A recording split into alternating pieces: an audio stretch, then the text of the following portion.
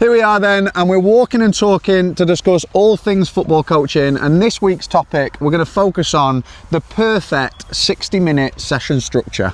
The thing I really wanted to talk to you about, Ols, is I've been sort of questioning, especially the last couple of months, is are we getting the most out of the 60 minutes that we've got with the players? And do they all need the same sort of session builder as the sort of things that are going through my head at the minute? What are your thoughts with that?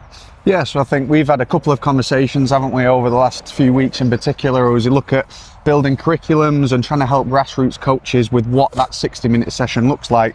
And I think the reality is there isn't a perfect session structure, but what we are going to do today is dig deep into some of the details, some of the considerations that we've got to make, and we're going to try and put together a framework that we've put together to share with everybody to give them an outline of what they can do to effectively coach the players and get the most out of the players. I think the good bits you've sort of touched upon there are definitely sort of things that we're always questioning is the players we're working with, the groups are all slightly different, the environment in which these coaches are working in terms of are you able to get on before to set up and all them sort of things. These are all things I think definitely have to be sort of taken into consideration with your session builder for sure. Yeah, I think you've hit the nail on the head. Again, let's jump into some of those and unpack them a little bit for everybody listening. Remember, as soon as you start to copy other coaches exactly, you can learn things from copying for sure, but as soon as you start to copy without context, I think you start to fall into a bit of a trap. You've got to take into consideration the things that you've just outlined there. A big one being age, making sure that the session builder is age appropriate, and considering what type of football practice it is. Grassroots, private academy or academy football. The kids that are turning up to your sessions are all arriving for a different reason, a different purpose. If we're doing grassroots football, it's one session a week, it's 1 hour. We've got to think about everybody being involved. Participation is key, making sure that we're delivering appropriate sessions towards mixed ability groups. A private academy, you've got a slightly different pressure. The parents are normally paying. The standard is expected to be a little bit higher. You've often got professional coaches working in that setting. You're trying to bridge the gap between grassroots and academy. And then academy football, obviously, the coaches that are working in there, they're trying to work with the best players and get them through to the next age group. That's something that you've got to consider when you're stepping onto the pitch. If you're looking at first team sessions or academy group sessions and trying to copy that as a grassroots coach, I think you're falling into a little bit of a trap. You also mentioned things like group size and context of the space that you're working in. All of these factors that I think you've got to take into consideration in the planning phase of your coaching. They're all the things that we sort of constantly evolving and thinking about all the time. You go back, certainly when I was a kid, and the sort of session structure would be you arrive, you did some kind of warm-up which would usually involve running around a pitch or some line running, some drill, whether it be passing or the old one where you'd bounce it into a coach, you'd set it back and you'd shoot, and then you'd go into a game. We've certainly evolved from that. But like I say, with our groups, one of the challenges is going from one group to another when you've got back-to-back groups. That's something, challenge. A really good point as well. Let's start with that, what you said. The general framework that we see at the moment is that warm-up, a couple of drills with some topics. I think coaches are struggling to know what topic to highlight and then how to link drill to drill and session to session. That's something that we've got to dive into and unpack a little bit. And then also making sure that is that still the best way? And again, you mentioned that we evolved, but I think we've evolved and we're seeing some typical habits now. How many times do we see sessions that are ball mastery, a ball leech that has got no opponents against, there's no real pressure? Are the moves actually match realistic? Is it the best use of time if you've only got an hour session to do ball mastery work that is involving double step overs and Maradonas when actually the kids that you're coaching are struggling to go from left foot to right foot quickly, or do little toe, big toe, or receive it properly to make a 5-yard pass? I think the ball mastery in the arrival section has got to focus on purposeful practice that's going to link to the matches and look at what behaviours and techniques they're using in the game. So receiving techniques with the back to goal, receiving an open body shape, driving a pass 5 yards consistently well. Some of the basics, focus on those. You've only got an hour. Don't prioritise some of the harder stuff. And we've talked about this in terms of the actual arrival activity. Doing it with a high tempo intensity and doing it while the players are under pressure creates that environment that is a great start to train as you mean to go on. I think you and I have discussed all the time about the standards are everything. If we start slow, the rest of the session is going to be slow. We have to drive that standard. I think that was a big point that you sort of, when we first started working together, sort of really hit home with me, is driving the standards, the basics of everything, setting the standards for the players so they know, listen, whether we're working on a technical practice or if it's the start of a 1v1 practice, pass the ball, do it well, pass it strong, and always the same message throughout the session is hammered home consistently. And I think, again, hammered home consistently, I think that's the point. So many times we're watching sessions and we've been involved in sessions where we're looking at a 1v1 practice that's set up really well, but the boys aren't, or the girls aren't playing the 10-yard pass effectively. You've still got to coach the technical side of it within every part of your session. Come on then, what matters the most then in the session builder then? So I've got 60 minutes, what sort of things do I need in there? I think here 3 words jump to mind, and I think if you try and implement at least 2 of these 3 things within every part of your session, you're off to a good start. Let's unpack it a little bit. We're going to talk about competition, realism and repetition, and I think they're the 3 key factors that every coach is going to try and focus on when designing the practice and overall as a session.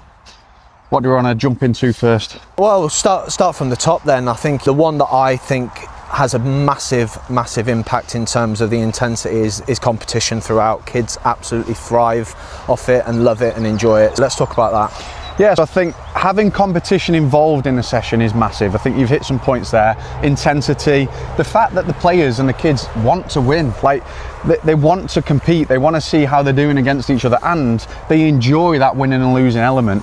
You hear me talk about a key message all the time when I'm in front of a group of players, and that's the desire to want to win, but learning how to lose. And I think it's a really key message that we've got to try and get across to players. And remembering here that for grassroots coaches listening and academy coaches that are developing people, we've got to teach them the foundations on and off the pitch, and actually building the resilience, building a competitive spirit, knowing how to respect and work as a team and have leaders. All of these core skills that we all know about come out within in competition. Starting your session with it, I think, is a great way to, again, drive those standards that we've discussed. The flip side of it is it can mean that kids get a little bit upset, they get frustrated. It can sometimes be harder for the coach to re-engage the group, and like the excitement level or the silliness level just goes over that threshold where it becomes a little bit hard to manage. For that, and again, we've talked about this a lot, but I would advise all coaches to design the practices in rounds. Let's say we're doing a 10-minute section. Try and split that into 3 minutes of playing, 1 minute of coaching, 3 minutes of playing, 1 minute of coaching. And that way you're prioritizing another point that we're going to go on to, which is repetition. There's loads of ball rolling time. You've got a designated time to step in for 60 seconds, deliver the detail and make your impact, and then step out of it. But what it allows you to do is the first couple of rounds, you can focus on the technique, the detail that you want to deliver. I'd ideally try and do it left foot and right foot within those, and then the third round can be the competitive round, so you can drive that standard and that edge that the players want and seek. I think it's important to know when to use it and when not to use it, because you can overuse it. And if you, obviously, like you've said there, if you don't use it in rounds, the sort of trade-off with the competition is the fact that the technique can sometimes drop off. Do you agree with that? 100%. I think the focus of the kids then becomes about winning, right? They're hungry to win, they try and do it quick, then the level and the quality of the technique that you're hammering home, that drops off. Again, a consideration for the coach to make, and why I'd recommend first 2 rounds, they're still going to naturally be competitive. If you're doing a 1v1, they're going to naturally be competitive. But if you can hammer the detail and the technique in the first couple of rounds, and then the third round is all about competition, that's a good balance, I think, as a coach. I think so. And then obviously your next point that you spoke about, and I guess it's really important, is obviously the realism. I think it's, again, something that every coach has to think about when they're designing the practices and the flow of the session. Don't just look online, and again, there's so much content out there now with what to do, but it's so confusing with, well, I can see all of the drills, but what do my players actually need from this massive drill library that I've got in front of me? I'd recommend watch your games really closely. If you can film them and then re-watch them, that's ideal. And what you're looking for is not who played well, who played poorly, but what are the actual actions that happen in the match? Is there a 5-yard pass all the time, or is it a 10-yard pass? Is it a player that is in 1v1 situations all the time? Is there shots from inside the box or outside the box? Start dissecting what the games look like, and then you can develop practices around that. One that we did the other night with the group of players that we're working with is receiving with back to goal. It's something they're struggling with, but something that happens in the games all the time. Yeah. Actually, they can't see the goal. They might have a defender behind them. They have to receive the ball and then turn and score. And that's all we hammered. The repetition of, right, this is what it's got to look like. But again, making it realistic to their game. And I say their game, and I want coaches to really hear that. Not Premier League football, not first team football. What is happening in their matches on a Saturday morning? For sure. Like I said, obviously when I've been working with yourself, it's them sort of bits of the things that I've been sort of fine tuning in my coaching the last couple of months is looking at them parts. What do the kids need? And you said about being able to record. We're fortunate enough that we've just bought an Xbox Go, and it's a brilliant tool to be able to, when you're on the sideline, you obviously got a different lens on the game, but being able to sort of just watch that back and you see some things you like. We do that in training, and it's brilliant to see. A great point there, actually, that you can start to look at, like, we've done a couple of things in training and flip that, watch the match, and then do they come out? Are the passing patterns that you've done, or are the overloads and underloads that you've been working on in your game related, do they come out and do they actually impact the match that the lads or the girls are playing at the weekend?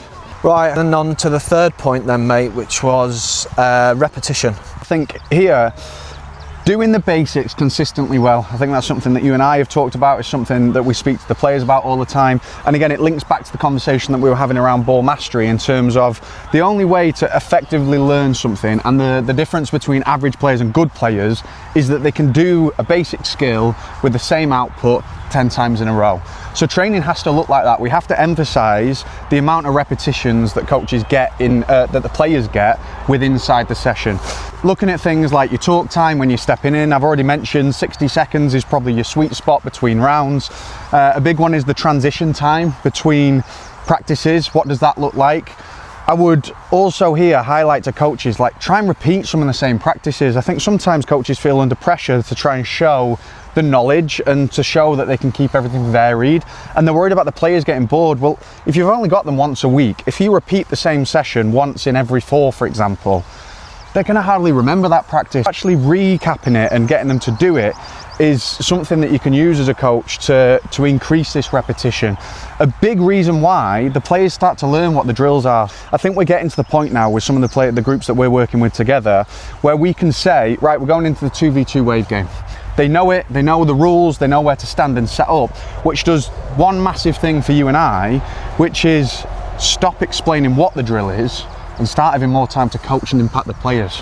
That's one thing that I'd really highlight here. How key it is making sure that you're decreasing the time that isn't practicing and fine-tune the ways to increase repetition on the ball.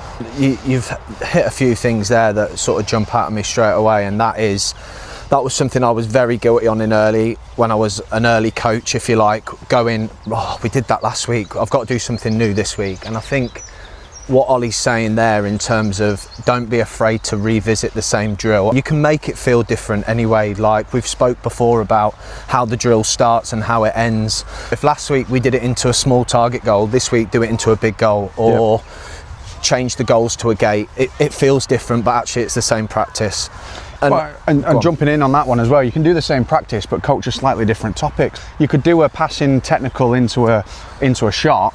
One week you can do the practice and you're focusing on the passing technical side of it. The next week you do it, the lads should know, or the girls should know, the passing technical, and you're focusing on the shooting type of it. You can do the same practice but with different topics. And then you're talking about your timings. You've put the clip up now, but it blew my mind the other week when I'm literally recording you and listening to you, and you managed to go from one part of the session to the next part of the session. The kids moved literally 3 steps and you'd explained it in 12 seconds and the balls were rolling again. That's some go in that. It's taken some practice, but I think, again, we've spoke about some of the foundations that we put into play there to make that really easy.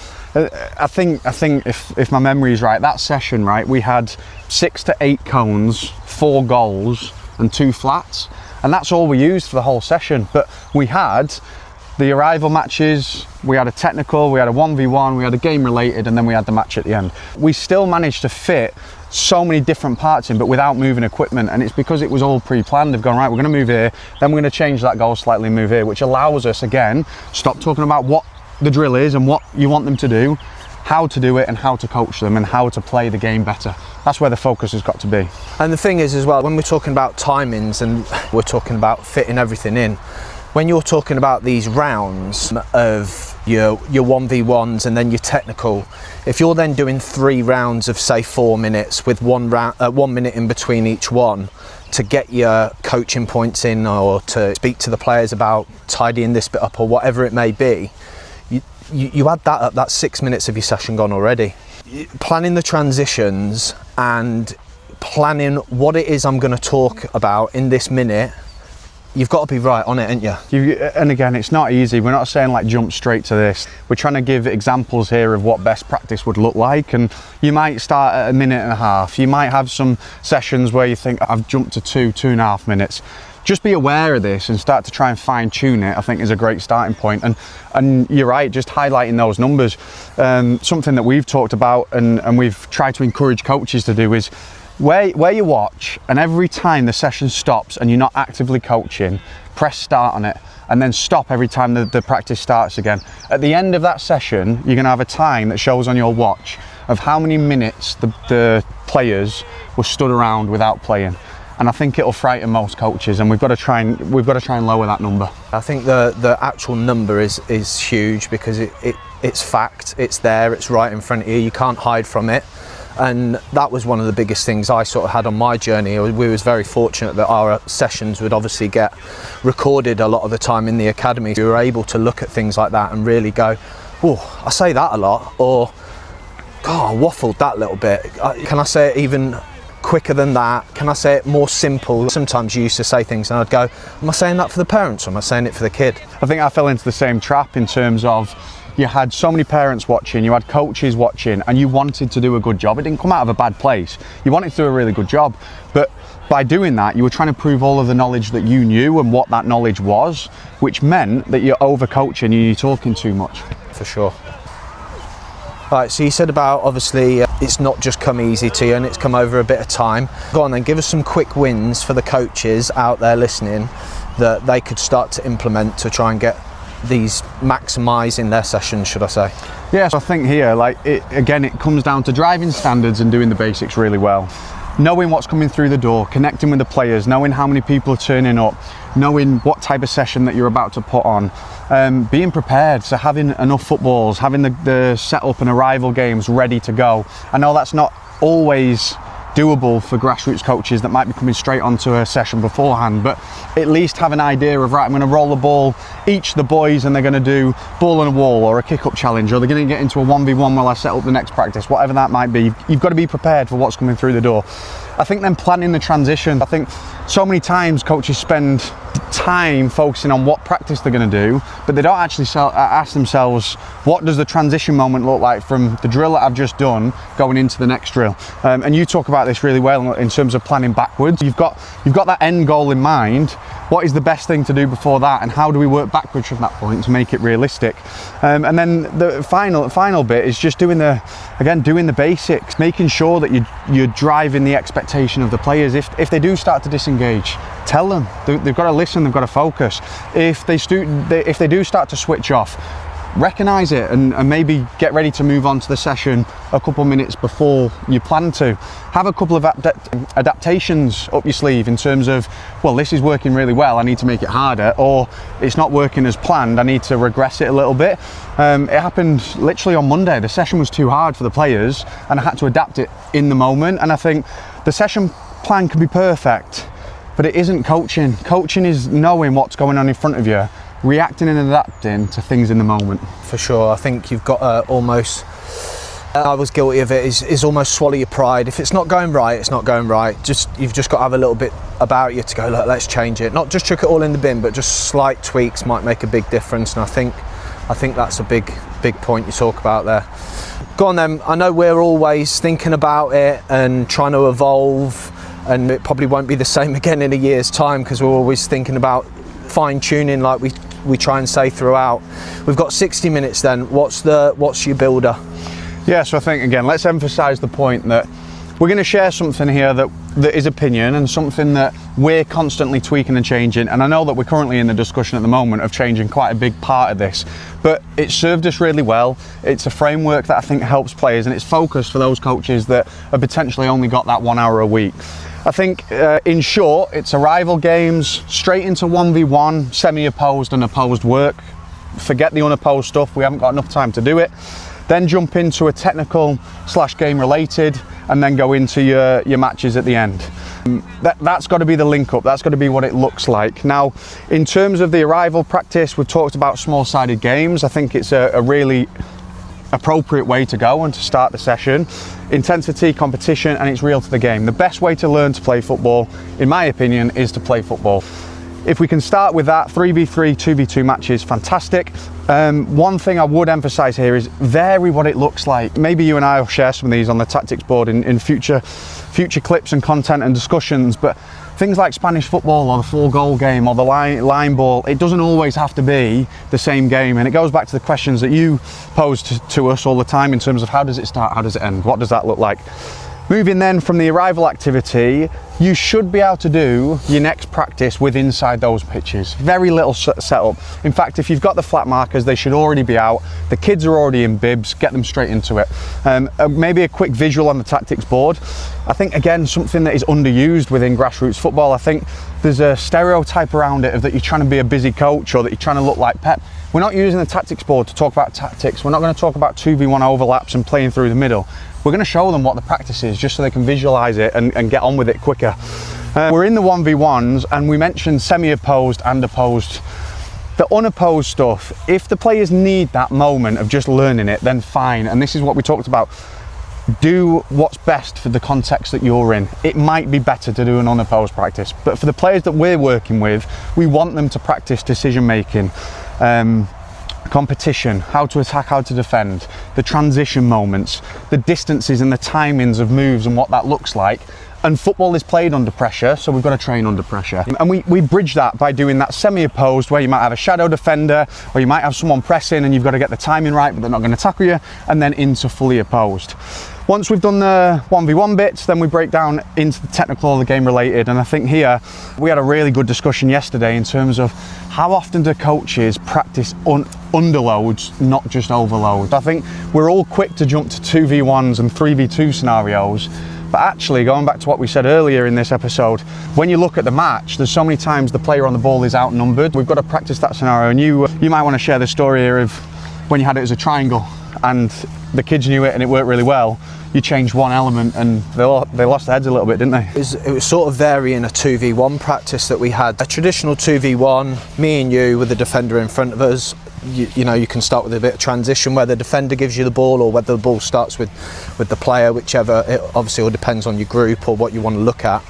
They literally were, it was like a wave, the two would attack the one. I changed it a couple of weeks later and thought, well, it's still going to be a 2v1, but we're going to have it looking, my thought process was midfielder or a defender playing forwards into somebody else, and the 2v1 was different.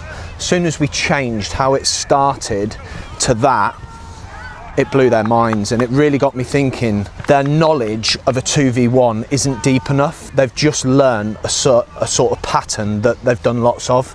I think it's really important that you do vary what them game related to look like, and like we said, and we say it all the time, how it starts, how it ends. And I think I want to talk about here as well, linking technical elements to that game related. So if we haven't got time to do a technical practice and a game related, just start the game related with a technical aspect. That could be a 10-yard pass. We'll coach the 10-yard pass, make sure the standards are correct, make sure that the players are doing it properly before then going into that game related section.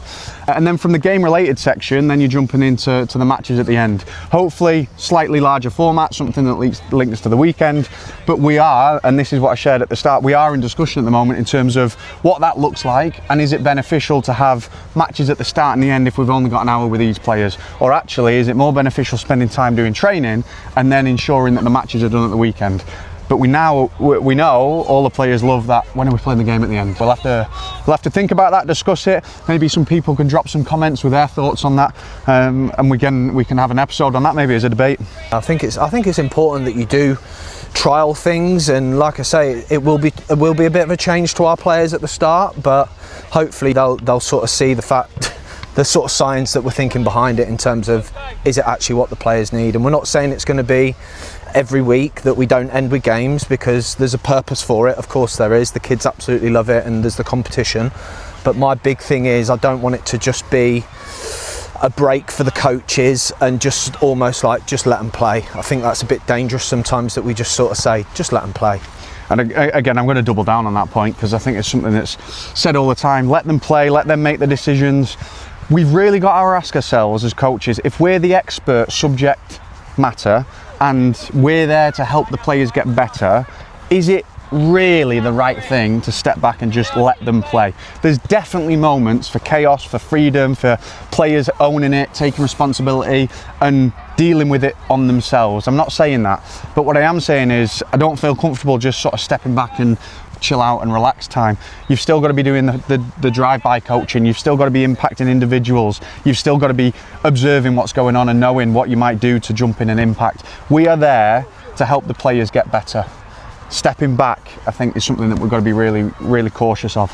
I'd 100% agree with that. And the thing with the games is, as well, the things that I question is it's probably the least planned part, which is a shame, because for me it's the bit where you've got the kids eating out your hand. It's the bit they thrive on. Like you said earlier, it's the bit where they're going, are we playing the games yet? Are we playing the games yet? It's definitely food for thought, and it's definitely something we're going to have a discussion and think about in terms of what the end of our sessions look like. 100%. Yep. I think what's important then, sort of what we've taken from this conversation, or certainly what I've taken from it, is the fact that there's no perfect session builder. I think what works for us is not necessarily going to work for somebody else down the road. Obviously the things that you mentioned earlier in terms of your group size, what you're working with, the level of player is going to probably dictate what works better for you. But the key points that I'm definitely taking away is them 3 points you said. As long as you've got high repetitions for your players within your parts, it's realistic to the group that you're working with. It's not what Pep Guardiola's doing with Manchester City at this moment in time, and there's competition throughout. I don't feel like you can go far wrong with that. I think you're right, 3 key bits, and what I'd end and wrap up this with is there's no one that knows their own players better than the coach. There might be some coaches that have tuned in and listening and thinking, I really wanted to get the perfect practice design and a session builder that I could just copy and take and just implement on my own and not have to do much thinking about it. But that's the art of coaching, is we've got all of this knowledge out here, and that's the purpose of us doing these walk and talks now, of actually how do we unpack some of this knowledge and give coaches the skill sets to implement this knowledge in their own environment. You and I can't do that by just sharing. We can provoke thought, and we can challenge things, and we can get coaches thinking, but they know their group of players better than we will ever know. They know their environment. They've got to take what they like, experiment with it on the pitch, put it into practice and see what impact it has on the players. I think you've said it there in terms of we're never just going to lay something out and go just copy this, it's going to work, because that would be very narrow-minded of us. I think next discussion, mate, I think what we need to delve into is actually bringing this to life on the pitch. I don't know what your thoughts are. I think you're right. For those that are still listening, thank you very much for getting to the end. And this is now going to be a weekly thing that we release. And the next topic, we're going to look at how to unpack and actually implement some of these parts of the session. So we're going to go into detail around each part and how to coach them effectively. Brilliant. Right, look forward to the next one. Hopefully the sun's shining like it is now.